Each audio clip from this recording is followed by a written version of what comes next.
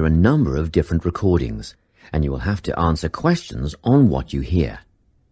There will be time for you to read the instructions and questions, and you will have a chance to check your work.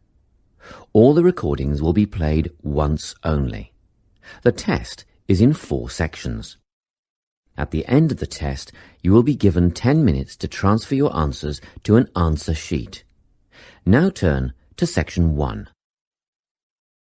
Section 1. You will hear a conversation between a staff member from Gaia's Guardians and a man who wants to do something to protect the environment. First, you have some time to look at questions 1 to 5.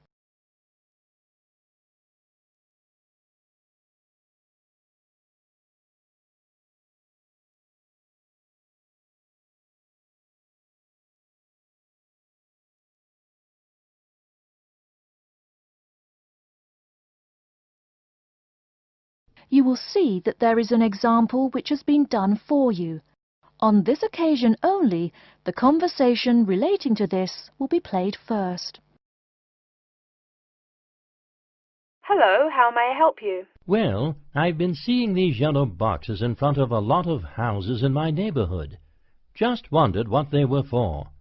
I noticed your phone number on all of them, so I called. Could you tell me about your business? We do recycling, but we're not a business.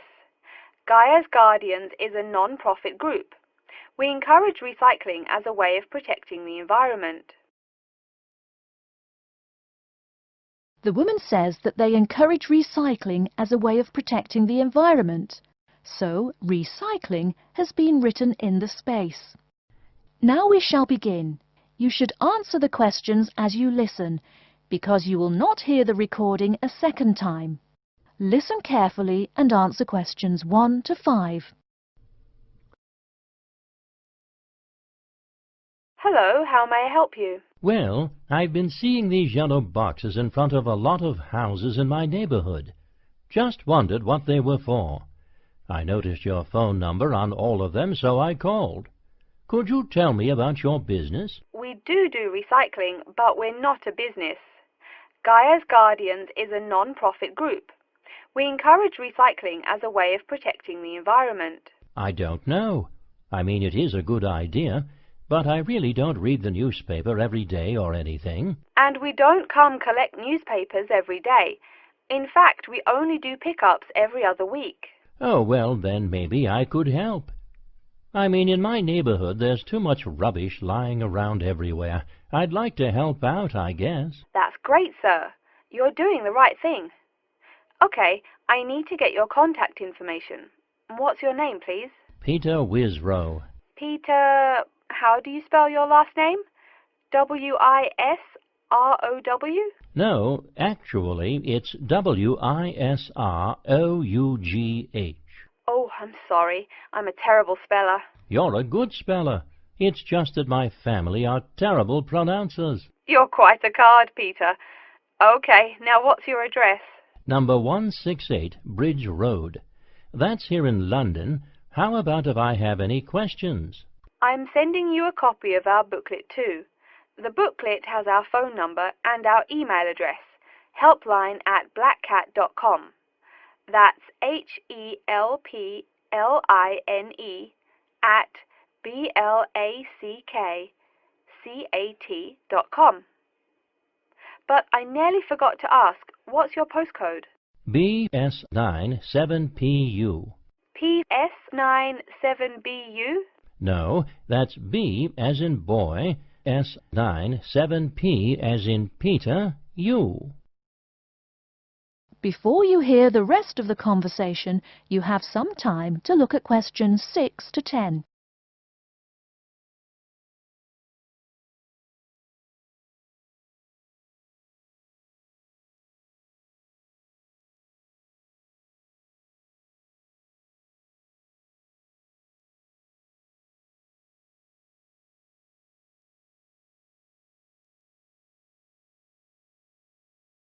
Now listen and answer questions 6 to 10. So I'm guessing those yellow boxes I saw are for recycled newspapers. Yes, that is correct, and it's free of charge. Wow, that's good news. Do you recycle anything besides newspaper? Oh yes, we recycle most everything. Glass, plastic, paper. Oh, so I can put like glass and plastic bottles in the box. Sorry again. Things like that you have to bring to our collection centre. And where is that? Our main centre isn't that far from you. It's actually right on the east side of Central Park. That new blue building? That's the one. Cool. Hey, what's with all those different colored boxes outside that place? Oh, that's for the different materials we recycle. The blue is for metal, the green is for glass and plastics, and the yellow, of course, is for paper. Okay. I'll try and manage to keep all that straight. Oh, no need. They're each labelled. Great. So which one would I put magazines in? Actually, they don't go in any of the bins. Unfortunately, magazines can't be recycled because of the material they're made of. It's such a waste. So, would you be interested in volunteering? I'll think about it. Could you send me some more info? Absolutely. Along with the newspaper box, I'll be sending you our booklet, Savvy. That is SAVVY. It tells you about what you can do to protect the environment in your daily life. Plus, it lists things you can do as a volunteer with our group. Hey, that's cool. Thanks. My pleasure. Do you have any other questions or concerns? Nope, that's it. That is the end of section 1. You now have half a minute to check your answers.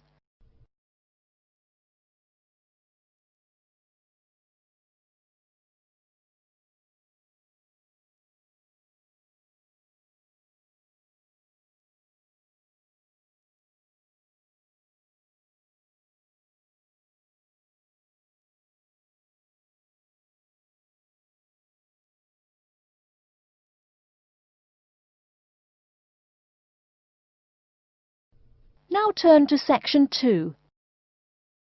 Section 2. You'll hear an introduction about how to make a resume and apply for a job. First, you have some time to look at questions 11 to 17.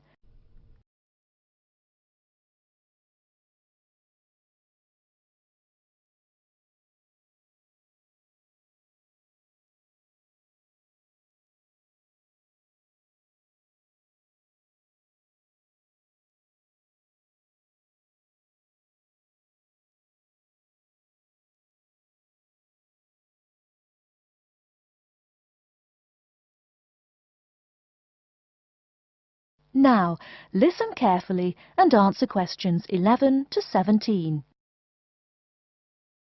Welcome everyone to today's seminar on CV and interview skills. Remember, your CV is probably the most important document you will ever write.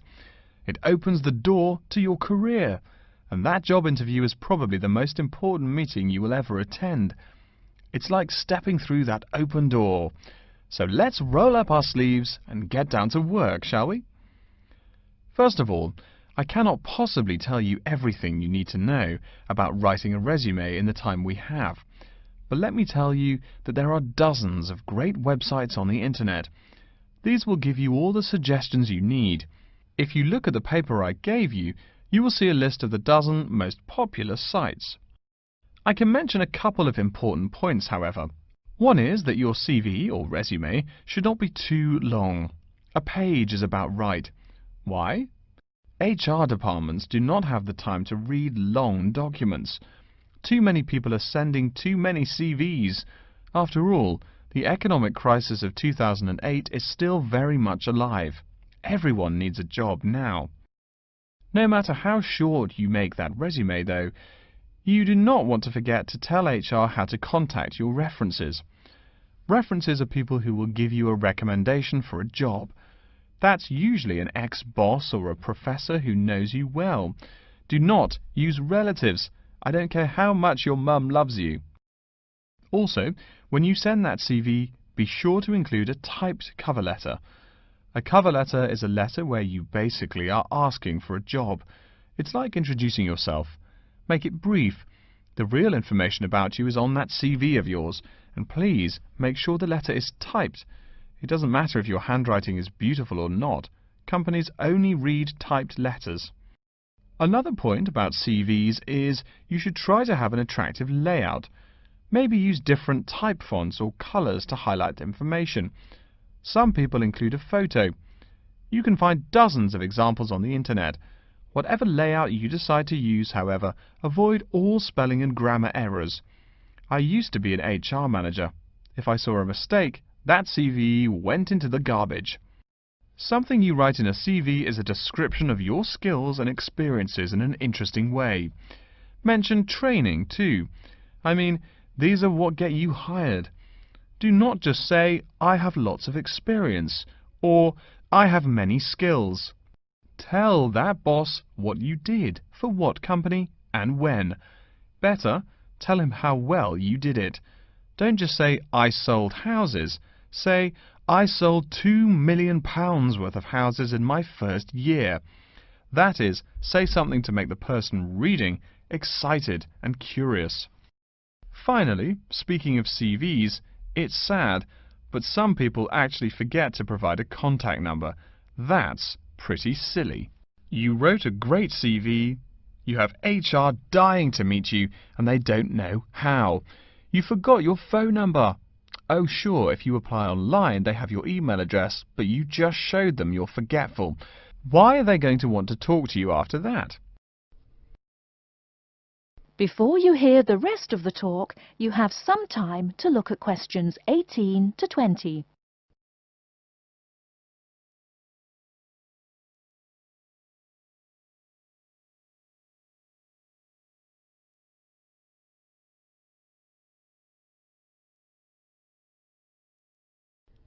Now listen and answer questions 18 to 20. Alright, moving on to the actual interview. I'll go over what you need to know by the end of it, and what you can discuss and negotiate on later once it looks like you'll be offered the job. First, there's working hours. It's not that necessary to hammer out the hours off the bat, especially since it's easy to come off as lazy when the first thing you bring up is how much you're going to have to work. You can also find out more about possible promotions later on. It is important, however, to get a feel for how much you'll be paid. You should make sure the salary range is commensurate with what you're worth, and if you're not, you can move on to better opportunities. Being sure you're going to make what you want to live on is much more important than issues like your pension. You're all so young that your pension is not going to matter for quite a long time. You should find out about what skills you must know for the job and what they'll teach you. In addition, if the company will provide training, you should find out how long the training period is and whether it is paid. Beware of any jobs that want you to train for a long time without appropriate compensation. Speaking of compensation, find out about holidays as well. Do you get paid vacation time? Are you allowed to take personal days? Do you have to work on national holidays? Once you work out these main issues, you can move on later to details like the location and expected attire and whatnot. Wow, that's a lot of information. Let's take a break so you can think everything over and ask any questions you may have. Don't hesitate to come and see me if you need any clarification on all this stuff. That is the end of section 2. You now have half a minute to check your answers.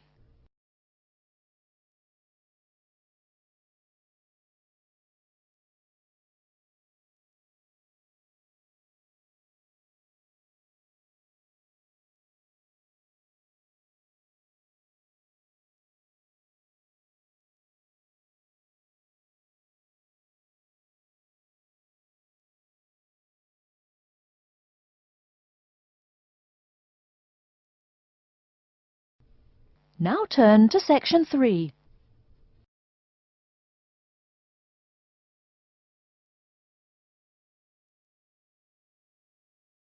Section 3. You will hear a man called Frank talking to Dr. Lindsay about what he should study if and when he returns for further classes. First, you have some time to look at questions 21 to 25.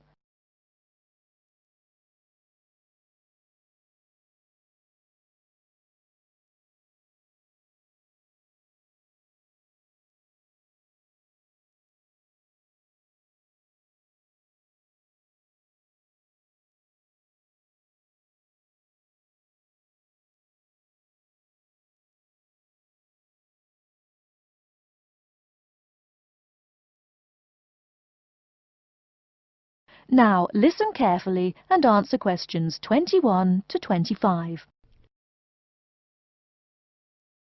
Hello, are you Dr. Lindsay, the returning student's advisor? Yes, that's right. Are you Frank? Your appointment wasn't until 2, but that's okay. Please come in and have a seat. Thanks. I like to arrive early whenever I have anything to do. That's certainly a praiseworthy habit. Let me see. It looks like you've taken a long break from school, and I understand you wanted to have a chat about what you should study if and when you return for further classes. It's such a big challenge. I don't know if I'm crazy for doing this or not. Believe it or not, I know exactly what you mean. Before I began working here at the university, I taught primary school for nearly 10 years. It takes a lot of courage to go back to school. I feel more shy and scared than the primary students I teach. In the schools I taught, I found today's youngsters are very sure of themselves. In terms of intelligence, I have a lot to teach them, and the maturity level of much of my class leaves something to be desired. But in terms of confidence, wow, a lot more confident than I am now, that's for sure. Stop fretting. A brave man is a coward who refuses to run. Let's talk about your strong points. You seem an intelligent man. What is it you would like to study? You see, I've been teaching children for a few years, but I think I'm happier teaching adults. I think teaching students in middle school is much more satisfying because they end up being much more grateful for your work. If I may ask, what got you interested in teaching adults? A lot of things, I guess. I met my future wife back in my first year of college. She always complains that I was more interesting then. She says that now I talk like I'm 7 years old. That's probably from being with children all day. Again, I know just what you mean. My husband used to say the same thing about me when I taught kindergarten. Anything else? Well, yes. Fairly often now I run into former students and we talk. Some of them are getting close to being grown up. I guess I think more and more about how people develop over time. So I'm interested in the results of education, you know, the final stages. I see. Well, coming back to the university can be both difficult and very rewarding. There are some problems unique to returning students, you know, older students like yourself. What do you think is your greatest weakness? Well, I actually think my confidence is getting better. I'm definitely overcoming my introversion and starting to be much more comfortable in front of a class. To tell you the truth, I'm afraid I'm rather behind the times about many things.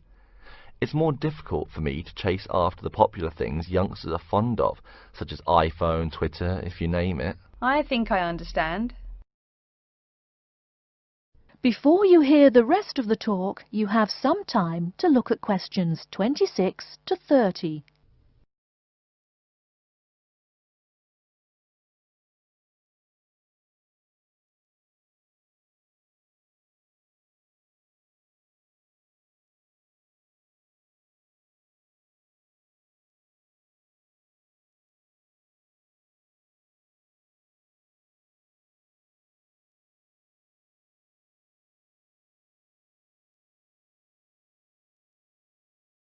Now listen and answer questions 26 to 30.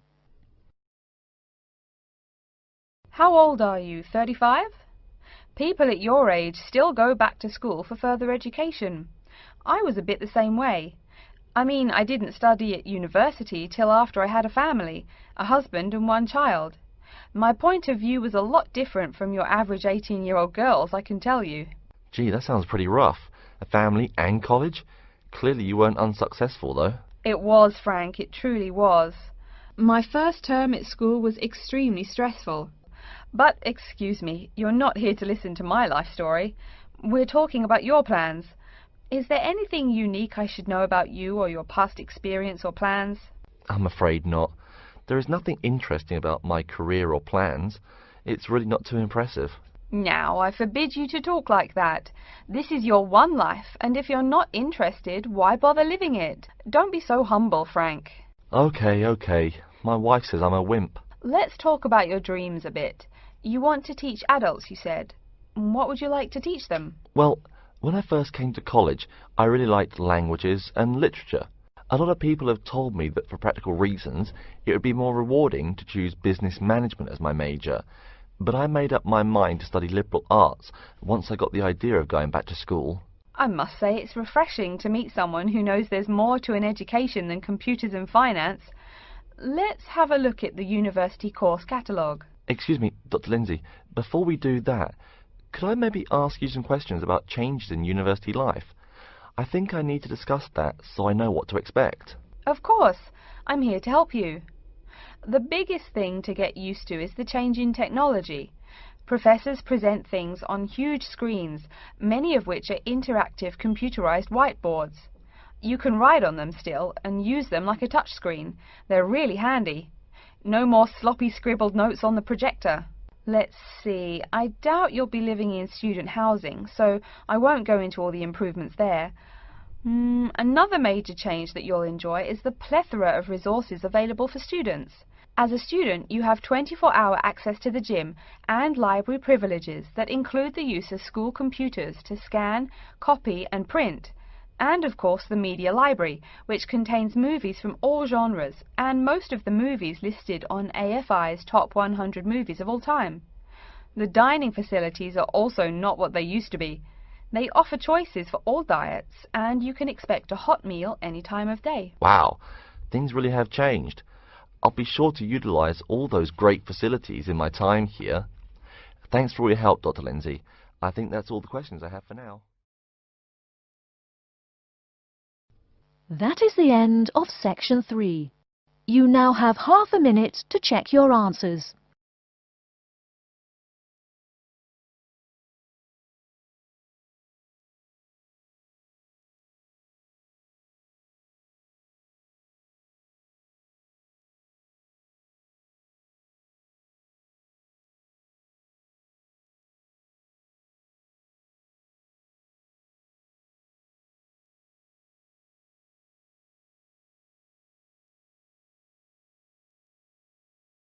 Now turn to section 4.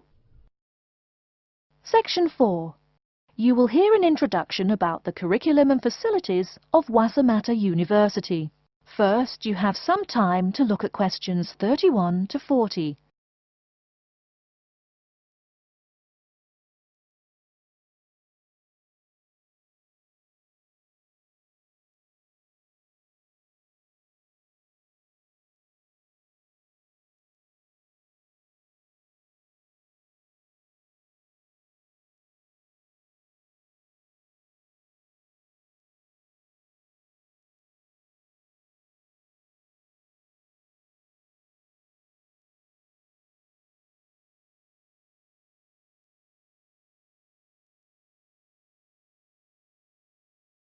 Now listen carefully and answer questions 31 to 40.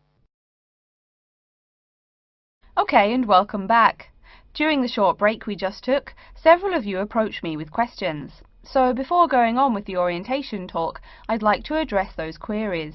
As I found, if one person asks a question, probably a dozen others are wondering about the same thing. The first question is whether Wasamata University employs modules technology as an instruction method. The answer is yes, we do. At least that's what the university catalogue says. If some of you don't understand what modules technology is, don't worry. I googled the word but couldn't find it. Apparently though, it's a method of broadband wireless access. At least that's what an American company's website told me. But again, don't worry. If you need to know something more, your professor can tell you. Another question someone asked me was what tomorrow's workshop on research methods and skills was about. Well, research skills include any method you can imagine for finding and presenting any information you need. That's not just schoolwork either. Writing English, the native language for most of you, and finding a job are also research skills. And yes, those will be addressed in tomorrow's workshop. As you know, Wasamata University is one of this country's premier universities for the study of the dismal science, economics. Some of you, it seems, want to get a jump on their classmates. During the break, half a dozen of you came up and asked me where to find economics tomes. I know it's odd, but this school's library holdings are divided up between two libraries. Economics books are in the old library. If you look out of the window behind me, you can see it. It's the red brick building. Oh, before I forget, You economics types also need a lot of math, am I right? Well, those math books are neither in the old library nor in the new one. They can be found in the math department building. Why am I telling you this? Doesn't the invisible hand guide economists? Maybe it's good you asked. In 2008, that hand shoved most of the world economy off a cliff, didn't it? Now, I realize that most of you couldn't bring a computer printer or a photocopier from home. So I'm sure you're already wondering where you can copy things like term papers, internet articles, and things like that.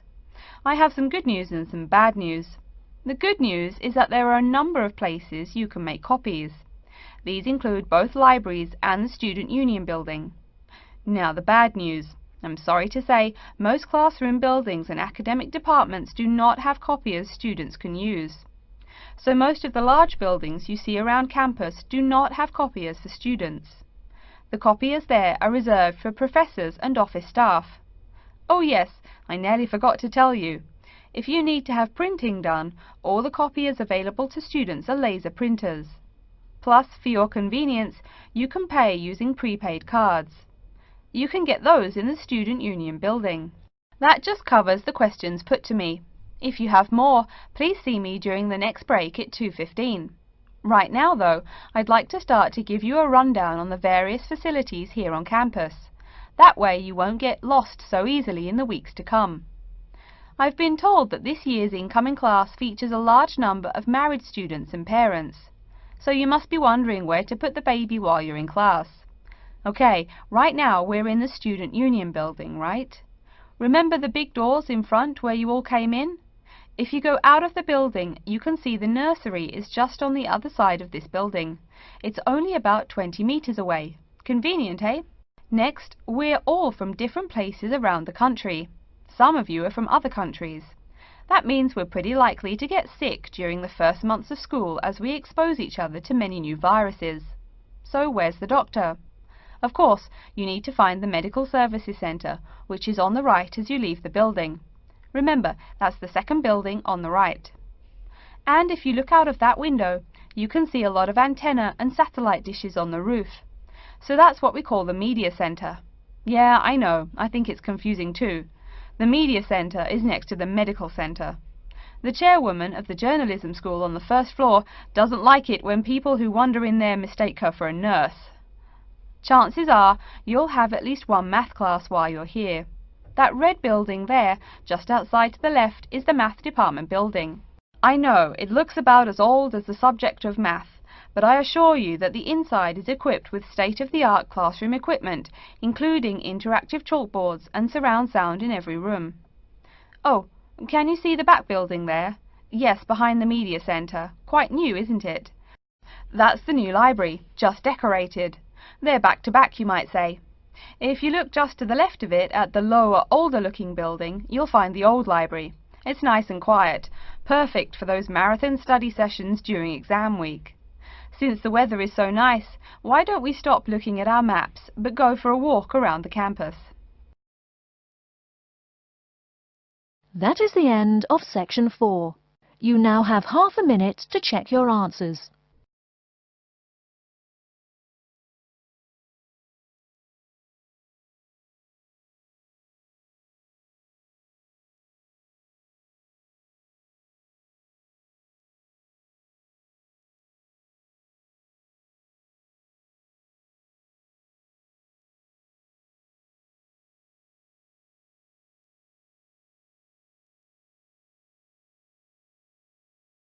That is the end of the listening test.